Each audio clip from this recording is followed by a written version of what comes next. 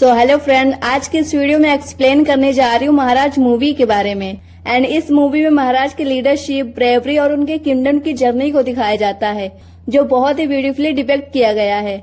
And ये movie महाराज की legacy को सेलिब्रेट करती है एंड उनकी कंट्रीब्यूशन को हाईलाइट करती है। एंड इस तरह से महाराज एक पावरफुल और इंस्पिरेशन फिल्म है जो महाराज की स्टोरी को दुनिया के सामने लाती है। एंड अगर आपको इस मूवी की स्टोरी के बारे में जानना है तो आपको इस वीडियो को पूरा देखना होगा, क्योंकि आज की इस वीडियो में एक्सप्लेन करूंगी महाराज मूवी की स्टोरी को।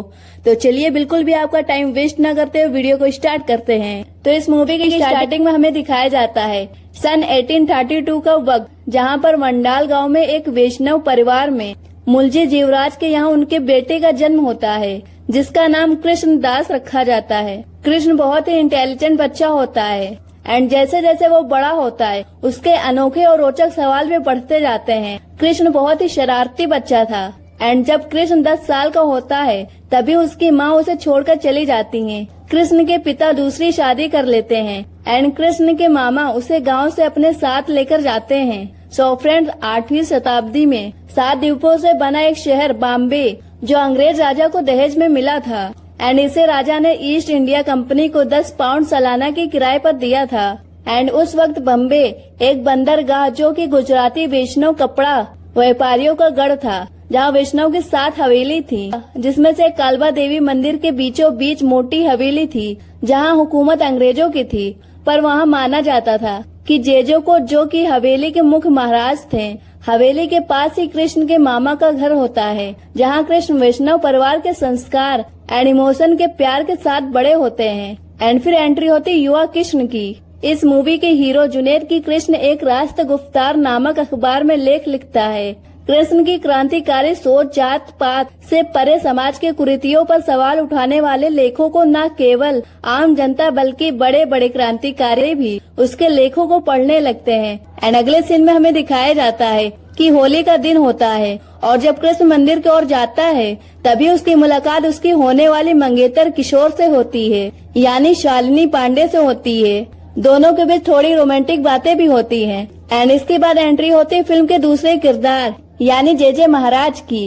एंड ये किरदार जयदीप ने निभाया था, जो अपने वर्सटाइल एक्टिंग के लिए जाने जाते हैं। एंड महाराज के रोल में वो काफी दमदार नजर आ रहे हैं। सबसे पहले महाराज मंदिर में कृष्ण लला को रंग लगाते हैं और फिर नाच गाने के साथ होली को सेलिब्रेट किया जाता है। एंड इस सॉन्ग के एंड में महाराज किशोरी के सीने में गुलाल लगा देते हैं, जिसे महाराज के चरण सेवा का अवसर माना जाता है। एंड इसके बाद किशोरी महाराज के शयन कक्ष में चली जाती है, जहां महाराज उसका वेट कर रहे हैं। एंड इधर हमें दिखाया जाता है कृष्ण किशोरी को ढूंढते हुए महाराज के कक्ष के बाहर तक पहुंच जाते हैं, जहां पहले से ही लोग चरण सेवा को खिड़की से देखते रहते हैं। एंड जब कृष्ण खिड़की से कक्ष के अंदर देखता है तो वो जोर से चिल्लाता है, क्योंकि कक्ष के अंदर चरण सेवा के नाम पर जे किशोरी के साथ बहुत बुरी हरकतें करता है। एंड ये सब देखकर कृष्ण जल्दी से दरवाजा खोलकर कक्ष के अंदर चला जाता है एंड महाराज को ये सब करने से रोकता है और इसी के साथ किशोरी से वापस चलने के लिए कहता है। कृष्ण को इतना गुस्से में देखकर महाराज कहते हैं कि यह चरण सेवा बरसों से चली आ रही है और महाराज किशोरी से भी कहते हैं कि वो जाना चाहे तो जा सकती है, पर किशोरी जाने से मना कर देती है और कृष्ण को इस बात से बहुत बुरा लगता है और वो बहुत ही ज्यादा गुस्सा होकर वहाँ से चला जाता है। एंड फिर अगले सीन में हमें दिखाया जाता है अगले दिन किशोरी कृष्ण से मिलती है, बट कृष्ण किशोरी से नाराज होता है। किशोरी कृष्ण से कहने लगती है कि उसने कुछ गलत नहीं किया, बल्कि अपनी श्रद्धा से रिवाजों का पालन किया है। यह बात सुनकर कृष्ण उसे समझाने की कोशिश करता है कि महाराज रिवाज और धर्म के नाम पर उसका और उसके जैसी बाकी लड़कियों का यूज कर रहा है। और यही बात पर किशोरी कहती है कि आज तुम्हारी माँ जिंदा होती तो शायद तुम्हारी बहन को भी खुशी खुशी चरण सेवा के लिए भेज देती। और ये बात सुनते ही कृष्ण को बहुत ही गुस्सा आता है और वो किशोरी पर हाथ उठाने की कोशिश करता है। कृष्ण कहता है कि पंचायत में जुर्माना भरकर यह सगाई तोड़ देगा और उनका रिलेशन वहीं पर खत्म हो जाएगा। और ये बात सुनकर किशोरी काफी दुखी हो जाती है और जे के पास वापस जाकर रोते हुए कृष्ण से रिलेशन टूटने की बात बताती है। जे इसी बात पर कहता है कि वो मूर्ख है, तुम चिंता न करो, जो होता है अच्छे के लिए होता है। और इसके बाद कहता है कि आज से तुम हमारे लिए खास हो। एंड जे किशोरी के साथ रात बिताने के बाद किशोरी अगले दिन वहाँ की दासी से जे को पूछते हुए वो दूसरी कक्ष की तरफ जाती है जहाँ पर जे सेवा के नाम पर किशोरी की बहन को ही अपना शिकार बना रहा था। एंड ये सब देखने के बाद किशोरी दरवाजा खोलकर अपनी बहन को वहाँ से भगा देती है और ये सब देखने की वजह से उसे जे का असली रूप पता चल गया था कि वो किस तरह की परंपरा के नाम पर लड़कियों का फायदा उठाता है। एंड इसी के साथ वो अपनी बहन को घर लाकर उसे बताती है कि उसकी इस गलती की वजह से कृष्ण ने उससे रिलेशन तोड़ दिया है, जिसकी खबर किशोरी के माँ बाप को भी नहीं होती। किशोरी को लगता है कि उसने कृष्ण को हमेशा के लिए खो दिया है। इंद्र कृष्ण के मामा कृष्ण को चिल्लाते हुए कहते हैं कि तुम्हारे समाज सुधारक सोच की वजह से तुम्हारी फैमिली और किशोरी फैमिली वाले समाज को मुंह दिखाने के काबिल नहीं रहे। एंड तभी उसकी भाभी किशोरी से शादी करने की बात करती हैं, लेकिन कृष्ण इससे साफ इनकार कर देता है और इसी बात पर दोनों मामा भांजे में तीखी बहस होने लगती है, जिसके चलते भाभो कृष्ण को घर से निकाल देती हैं। एंड कृष्ण घर छोड़कर चला जाता है। इंदर हवेली की प्रांगण में एक आदमी रोते हुए जे के पास आता है और जे महाराज से कहता है कि उसकी बहन लीलावती द्वारका में चरण सेवा के चलते पेट से है, वह जे के बच्चे की माँ बनने वाली है। एंड इस बात पर जे कहता है कि वो एक डॉक्टर को जानता है और तुम अपनी बहन लीलावती को उस डॉक्टर के पास ले जाकर बच्चे को मार डालो। और ये बात सुनकर लीलावती के भाई को बहुत ही गुस्सा आता है, लेकिन लीलावती उल्टे जे से माफी मांगते हुए बच्चे को जन्म देने की बात कहती है। एंड इसी के साथ जे लीलावती को एक प्रसाद का लड्डू खिलाकर दोनों को वहाँ से भेज देता है। एंड फिर अगले सीन में हमें दिखाया जाता है कि बाहर बारिश हो रही थी और कृष्ण रास्ते से गुजरते वक्त दोनों भाई बहन को देख लेता है। लीलावती की प्रेगनेंसी की वजह से उसकी हालत ठीक नहीं होती और ये सब देखकर कृष्ण मदद के लिए आगे आता है और लीलावती को हॉस्पिटल ले जाने के लिए एक हाथ गाड़ी का इंतजाम करता है और वो मदद के लिए घरों के दरवाजे को खटखटाता है, पर सभी अपने दरवाजे बंद कर लेते हैं। एंड फिर उसकी मुलाकात हवेली के ही लाल वांजी महाराज से होती है। वो उनसे इस घटना का जिक्र करते हैं और कृष्ण इसके खिलाफ आवाज उठाने की बात कहता है। लाल वांजी महाराज कृष्ण को बताते हैं कि ये हवेली ऐसे ही कितनों को निगल चुकी है। वो कहते हैं कि युद्धनाथ महाराज की वजह से हवेली में धन आया है, उनका संप्रदाय बहुत बड़ा है, लाखों लोग उनके साथ जुड़े हुए हैं एंड उनके ताकत के सामने हमें झुकना ही पड़ता है। और इसी के साथ लाल वांजी महाराज जे के खिलाफ लड़ने के लिए कृष्ण को उत्साहित करते हैं।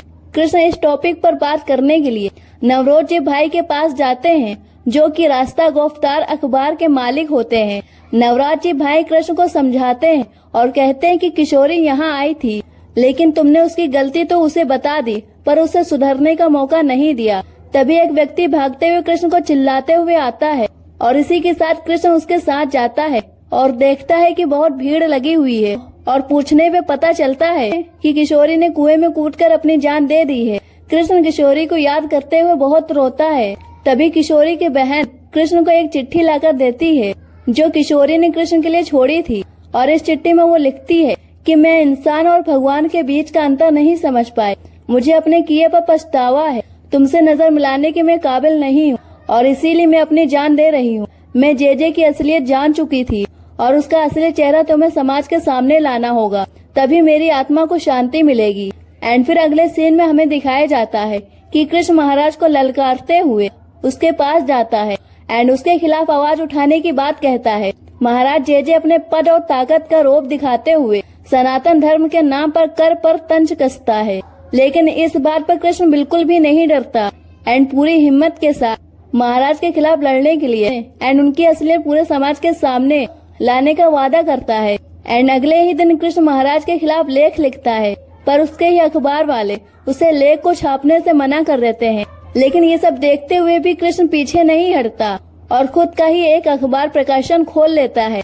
कृष्ण अपने लेख की प्रतियां छाप है, लेकिन वो प्रतियां लोगों तक पहुंचने से पहले ही महाराज के आदमियों द्वारा जला दी जाती हैं। और इसी के साथ महाराज ये डिसीजन लेते हैं कि जब तक कृष्ण गिड़गिड़ाकर उनसे माफी नहीं मांग लेता तब तक मंगला दर्शन के लिए हवेली के दरवाजे बंद रहेंगे। और जे महाराज ये डिसीजन जानबूझकर लेते हैं क्योंकि उन्हें पता था कि समाज के लोग बिना मंगला दर्शन के भोजन नहीं करते एंड उनके भूख से विवश होकर कृष्ण को झुकना ही पड़ेगा। समाज के लोग यह सूचना देखकर कृष्ण को लेकर काफी शोर मचाते हैं एंड तभी कृष्ण भगवान की तस्वीर लेकर लोगों के बीच आता है और लोगों को समझाने लगता है कि भगवान के दर्शन नहीं होते तो भी उनका नाम लेकर भोजन ग्रहण किया जा सकता है। और अगर जेजे महाराज को मुझसे प्रॉब्लम है तो मेरे लिए हवेली के द्वार बंद करते।